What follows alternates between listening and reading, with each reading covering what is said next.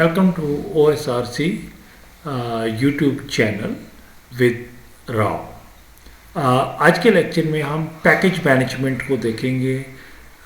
Package management से मुराद Linux के अंदर कि कोई भी सॉफ्टवेयर इंस्टॉल करना, अनइंस्टॉल करना, क्यूरी करना और उसकी सर्विसेज को चलाना। उसके बाद अगर कोई ऐसी सोर्स, ऐसा फाइल या वो चीज़ है कि जो आपके सिस्टम में है और आपको ये नहीं पता है कि वो किस पैकेज के साथ आई है, कौन से सॉफ्टवेयर के साथ आई है, या कौन सा डेमन किस किस कॉन्फ़िगरेशन फाइल को सपोर्ट करता है, तो ये सारा हमारे पास आज का टॉपिक होगा उस चीज़ के ऊपर।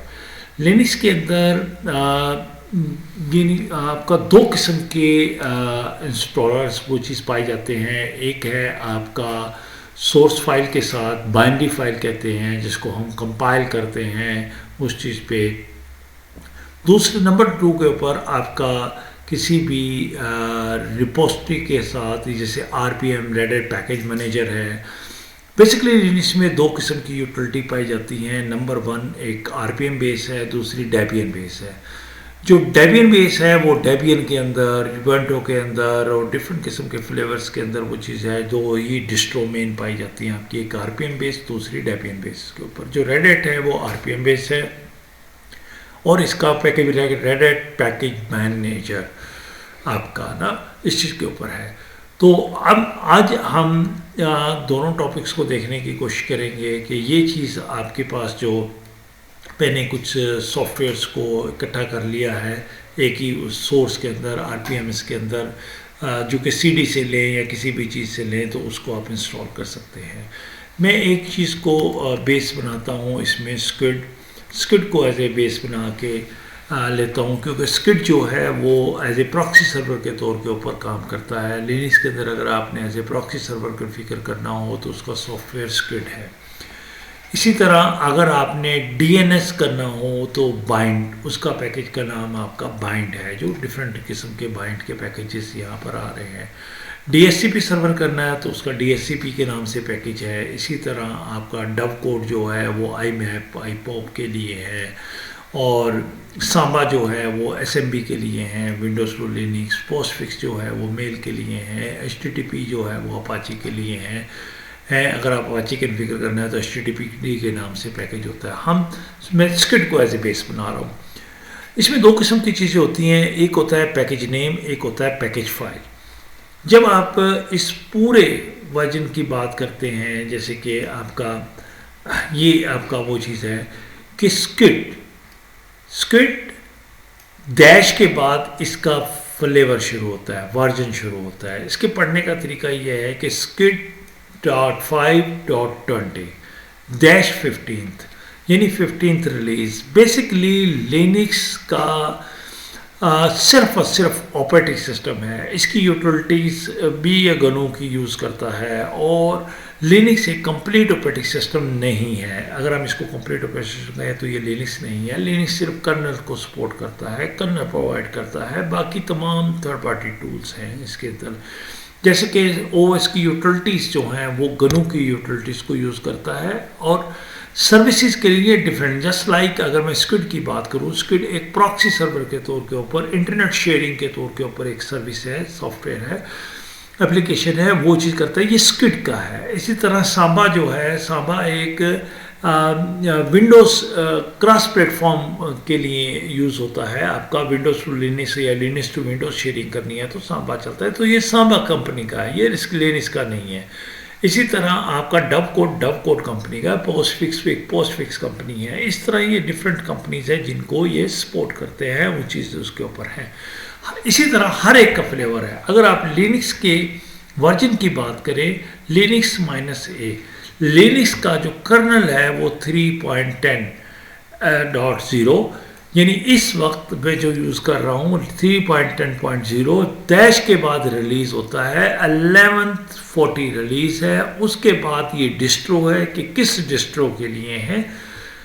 लिनक्स की 100 डिस्ट्रोस है, जिसमें आपका सेंटोस है, रेड हैट है, फेडोरा है, डेबियन है, मैंड्रिक है, टर्बो है, सूजो है, डिफरेंट किस्म की भी जेंटू है, बेबा, यानी कि उन चीज़ों को उसके ऊपर है। इसी तरह ये आखिरी जो होता है ये डिस्ट्रोक होता है, और x86-64 ये आर्किटेक्चर है, ये किस आर्किटेक्चर को सपोर्ट करता है उसके ऊपर। जिस तरह लिनक्स का फ्लेवर होता है इसी तरह स्किड का भी ये फ्लेवर है, यानी 3.20 इसका वर्जन है, 15th इसका रिलीज है। EL7 enterprise Linux 7 red hat के लिए है, और ये रेड हैट के एंटरप्राइज का वर्जन है 8.1, और x86 64 बिट के लिए है, और RPM इसका पैकेज है, पैकेज मैनेजर के तौर के ऊपर ये यूज़ होता है, इसके ऊपर है। तो RPM के पॉइंट ऑफ व्यू से इस चीज़ को यूज़ किया जाता है स्किड का। जब आप पैकेज फाइल की बात करते हैं तो ये कंप्लीट वर्जन समेत आता है। जब पैकेज नेम की बात करते हैं तो सिर्फ और सिर्फ स्किड आता है इसके अंदर, कि आपका स्किड ही यूज़ होता है इस चीज़ के ऊपर।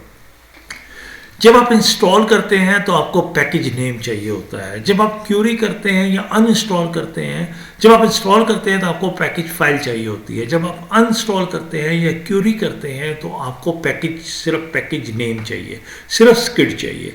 जस्ट लाइक मैं चेक करना चाह रहा हूँ कि मेरे पास अगर मैं RPM-Q करता हूँ, query for all RPM Red Hat package manager, जो ये बेसिकली एक इंस्टॉलर है। जितनी भी कोई सॉफ्टवेयर इंस्टॉल होते हैं या इंस्टॉल करना है या चेक करना है या अनइंस्टॉल करना है या कोई फाइल के बारे में क्यूरी करनी है या किसी पैकेज के बारे में क्यूरी करनी है, तो उसकी कमांड RPM होती है, RPM-QA, क्यूरी फॉर ऑल। जितने भी पैकेजेस आपकी मशीन में इंस्टॉल्ड हैं वो तमाम की लिस्ट ये शो कर देता है। अब अगर मैंने किसी स्पेसिफिक पैकेज को चेक करना है तो मैं पाइप साइन ग्रेप यूज़ करूँगा एज ए वाइल्ड कार्ड, और स्किड को यूज़ करूँगा SQUID स्किड, कि क्या स्किड इंस्टॉल है कि नहीं। मैंने क्यूरी की कि स्किड मेरे पास इंस्टॉल नहीं है। अब मैं इंस्टॉल करना चाहता हूँ IVH, RPM-IVH और स्किड। हमने कहा कि इंस्टॉल करते हुए पूरा पैकेज नेम देते हैं इसके ऊपर। अब इसके ऊपर जो ही मैंने उस चीज़ को किया कि अब जब मैंने इसको इंस्टॉल किया, I for install, V for verify, H for hashes के तौर के ऊपर जब मैंने इसको चीज़ किया तो उसने मुझे डिपेंडेंसीज दी। अब डिपेंडेंसीज को हम देख लेते हैं कि ये कौन कौन सी डिपेंडेंसीज हैं इस चीज़ के ऊपर। जस्ट लाइक मैं पहले स्किड माइग्रेशन स्क्रिप्ट की करता हूँ। RPM ये पैकेज मैंने ऑलरेडी इसके अंदर कॉपी कर लिए हैं इन चीज़ों को, या CD से भी कर सकते हैं। RPM-IVH स्किड माइग्रेशन का पैकेज मैं पहले करता हूँ। ये मेरे पास पैकेज माइग्रेशन का इंस्टॉल हो गया। अब मैं दोबारा स्किड को करता हूँ तो अब मेरे पास सिर्फ 2 पैकेज की डिपेंडेंसीज रह गई है इस चीज़ के ऊपर, ठीक है। तो मैं सबसे पहले इसको पर्ल को देखता हूँ, RPM-IVH पर्ल, और इसके ये 2 पैकेजेस मुझे डिपेंडेंसीज हैं जो कि मुझे पता है कि इसको मैं इंस्टॉल करता हूँ। ये हो गया, और उसके बाद ये आपका दूसरा जो इसका पैकेज था डिपेंडेंसीज का, और MD5 के साथ, ठीक है, ये इंस्टॉल हो गया। अब मैं दोबारा स्किड इंस्टॉल करता हूँ तो अभी मुझे सिर्फ वो लिब का दे रहा है। ये लिब का पैकेज भी मेरे पास पड़ा हुआ है, इसको भी मैं इंस्टॉल कर देता हूँ। लिब, ये मेरे पास लिब भी आ गया। अभी मैंने तमाम डिपेंडेंसीज कर दी हैं। अब ये देखिएगा, जो ही मैं पैकेज इंस्टॉल करूँगा, स्किड का पैकेज इंस्टॉल करूँगा, तो ये सिस्टम में कोई कॉन्फ़िगरेशंस करेगा मेरी सिस्टम में, सर्वर्स के अंदर उन चीज़ों के ऊपर, तो उसको मैं इससे वेरीफाई कर लेता हूँ कि क्या उस चीज़ के ऊपर है।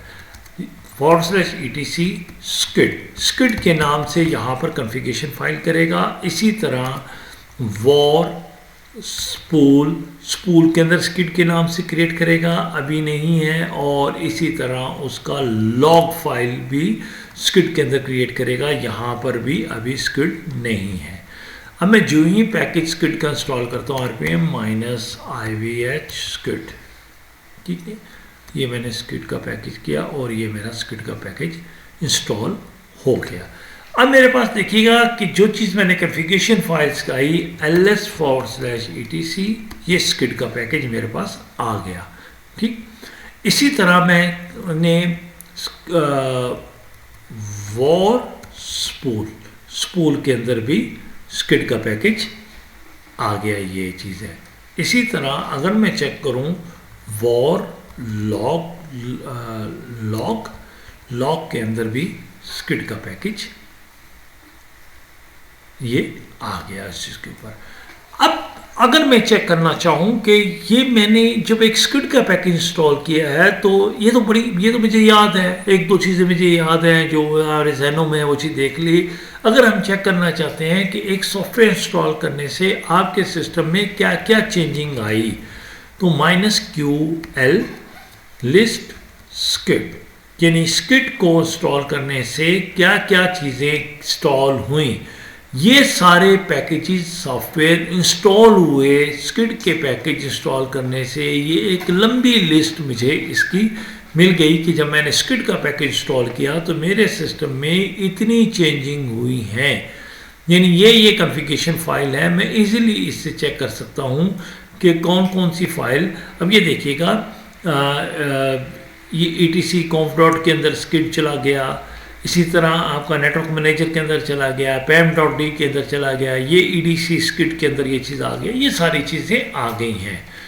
अब अगर मेरे पास कोई एक फाइल है, यानी ये तो मैंने चेक कर लिया, एक फाइल है, ये फाइल मेरे पास फॉर एग्जांपल स्किड के अंदर ये skid.conf की फाइल है, ये वाली फाइल है। मैं चेक करना चाहता हूँ मेरे सिस्टम पे कोई ऐसी कॉन्फ़िगरेशन फाइल आई है और पड़ी हुई है, मुझे नहीं पता ये कौन से पैकेज से आई है, तो इसके लिए ये मुझे बता देगा कि ये मेरे RPM -QF क्यूरी फाइल कि ये फाइल कौन से सॉफ्टवेयर इंस्टॉल करने से आई है, ये फाइल कौन से सॉफ्टवेयर से आई है, स्किड के 3 से आई है, इसके ऊपर है। अब मैं अगर चेक करना चाहूँ RPM -Q स्किड, ठीक है, तो ये स्किड मेरा पैकेज इंस्टॉल है, क्यूरी इन चीज़ों से इसके ऊपर आ गई। जब कोई सॉफ्टवेयर आ जाता है, इसको जब आप इसको इंस्टॉल कर लेते हैं, कॉन्फ़िगर कर लेते हैं, तो उसके बाद इस सिस्टम को आप स्टार्ट करते हैं।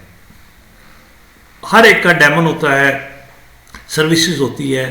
जैसे कि मैं अगर चेक करना चाहूँ वेयर इज़ स्किड, इसका डेमन कहाँ पे आया है, ठीक है, तो इसका जो डेमन है स्किड जो है कहाँ पर स्किड है, USR SBIN के अंदर स्किड है, लाइब्रेरी के अंदर स्किड है। ये स्किड मैंने पूरा सर्च कर लिया है कि स्किड मेरा कहाँ पर अवेलेबल है, उसके ऊपर है। अब स्किड इंस्टॉल भी हो गया, कॉन्फ़िगर भी हो गया। अब मैं इसको स्टार्ट करना चाह रहा हूँ, systemctl स्टार्ट स्किड, ठीक है, तो मैं ये इसको स्टार्ट करूँगा। चलना ना चलना एक अलग बात है, अभी तक कॉन्फ़िगर नहीं किया है उस चीज़ के ऊपर, वो चीज़ें हैं क्योंकि हम स्किड का टॉपिक नहीं कर रहे इसके ऊपर। इसी तरह हम उसका स्टेटस भी ले सकते हैं कि ये स्टेटस रनिंग में है या फेलियर है, उस चीज़ के ऊपर है। जस्ट लाइक मैं अगर स्किड -z करके कर भी देता हूँ, ठीक है, तो ये चीज़ उस चीज़ के ऊपर आपका आ जाता है। अगर मैंने कोई पैकेज को अनइंस्टॉल करना है तो उसके लिए कमांड है RPM -E स्किड, ठीक, तो ये स्किड आपका अनइंस्टॉल हो गया। RPM -Q स्किड, अब मैं अगर चेक करूंगा तो पैकेज मेरे पास इंस्टॉल नहीं है, इस चीज़ के ऊपर है। और अगर मैंने इसको इंस्टॉल करना है तो स्किड डैश पूरा वर्जन दूंगा तो ये मेरे पास इंस्टॉल हो जाएगा। और अब मैं इसको क्यूरी करूंगा तो ये मेरे पास आ जाएगा, यानी कि मैंने क्यूरी की तो स्किड इंस्टॉल है। एक तो ये चीज़ है आपका। दूसरा आपका रेपो से होता है, यम से होता है, यम यूटिलिटी से होता है। यम यूटिलिटीज़ क्या होती है कि आप एक रेपो सर्वर बना लेते हैं।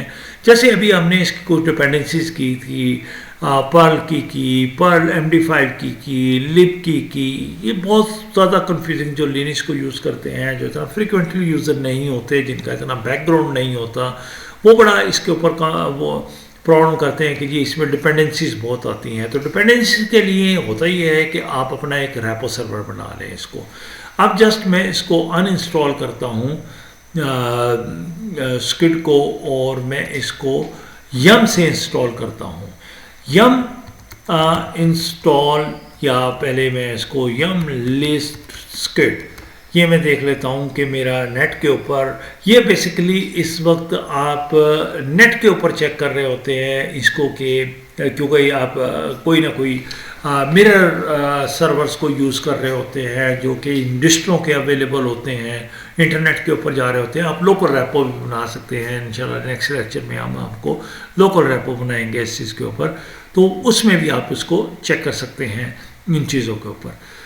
तो अगर मैं इसको इंस्टॉल करता हूँ स्किड, ठीक है, तो ये इंटरनेट के ऊपर जाएगा और वहाँ से इस पैकेज को ऑटोमेटिकली सर्च करेगा, जो भी इसकी रेपो में होगा उस रेपो को इंस्टॉल करेगा। तो इस तरह आप डिपेंडेंसी से बच जाते हैं। लेकिन इसके लिए आपको अपनी मशीन नेटवर्क के ऊपर लेके आनी पड़ती है, इंटरनेट के ऊपर लेके आनी पड़ती है, और वहीं से आप इसको करते हैं। बाज़ का सिक्योरिटी कंसर्न्स ऐसे होते हैं कि आप अपनी मशीन को नेटवर्क का पार्ट नहीं, इंटरनेट का पार्ट नहीं बना सकते, या लोकल रेपो एक तरह से आपका सिक्योरिटी हैज़र्ड्स भी होते हैं, प्रॉब्लम्स होते हैं। तो उस सूरत में आप लोकल रेपो बना लेते हैं और लोकल रेपो से ही आप अपने सर्वर को अपडेट करते हैं या यूज़ करते हैं, उस चीज़ के ऊपर करते हैं। तो वो हमने एक नेक्स्ट लेक्चर के अंदर उस चीज़ को बनाएंगे। बाज़ आपको जब आपने ये चीज़ किया, बाज़ आप जब एक किस्म के आपको एरर्स आते हैं, अगर आपने यहाँ से रिमूव करना है, इसी तरह आपने अगर कोई सी चीज़ को अनइंस्टॉल करना है तो यम रिमूव से करेंगे तो आप इसको रिमूव भी कर सकते हैं इसके ऊपर। बाज़ आप इंस्टॉल करते हैं IVH से और किसी भी पैकेज को, फॉर एग्जांपल स्किड को ही करते हैं, तो वो आपको एरर देता है ऑलरेडी इंस्टॉल्ड। जब आप क्यूरी करते हैं तो वो कहता है नॉट इंस्टॉल। तो ऐसी सूरत में होता ही है कि बाज़ का आपका लिंक पड़ा हुआ होता है, सोर्स रिमूव हो जाता है। तो ऐसी सूरत में आप रिप्लेस PKGS करके, यानी आपका इसके अंदर एक और भी चीज़ होती है कि अगर आपने कॉन्फ़िगरेशन की हुई है और आपके सर्विस को रिमूव हो जाती है तो आपकी कॉन्फ़िगरेशन रिमूव नहीं होती। ये इसकी एक ब्यूटी है उस चीज़ के ऊपर। तो RPM-IVH रिप्लेस पैकेजेस करके आप इसको रिमूव कर सकते हैं। बाज़ का आप इसको रिमूव करना चाह रहे होते हैं किसी पैकेज को, लेकिन वो डिपेंडेंसीज बहुत देता है, आप डिपेंडेंसीज का एरर देता है, तो आप उसको नो डेप्स करके भी इसको रिमूव कर सकते हैं। लेकिन ये ज़रूरी है कि आप इसको चेक कर लें कि ये नो डेप्स आपने यूज़ किया है कि क्या आपकी रिक्वायरमेंट तो नहीं है किसी डिपेंडेंसीज के ऊपर या उस चीज़ के ऊपर। तो ये इस चीज़ को कंसिडर करने के बाद ही आप उस चीज़ के ऊपर करें। तो इस तरह आपके कोई भी पैकेज इंस्टॉल करना है, अनइंस्टॉल करना है, क्यूरी करनी है या रिप्लेस करना है, या आपने उस किसी फ़ाइल का सोर्स चेक करना है, पैकेज चेक करना है, या पैकेज से आपने फ़ाइल चेक करनी है, तो आप इस सारे पैकेज के अंदर इसके अंदर ये चीज़ कर सकते हैं। आई होप आपके लिए ये बड़ा हेल्पफुल टॉपिक होगा। और नेक्स्ट लेक्चर में हम लोग इसकी रेपो को यूज़ करेंगे और लोकल रेपो को यूज़ करेंगे। Thank you very much.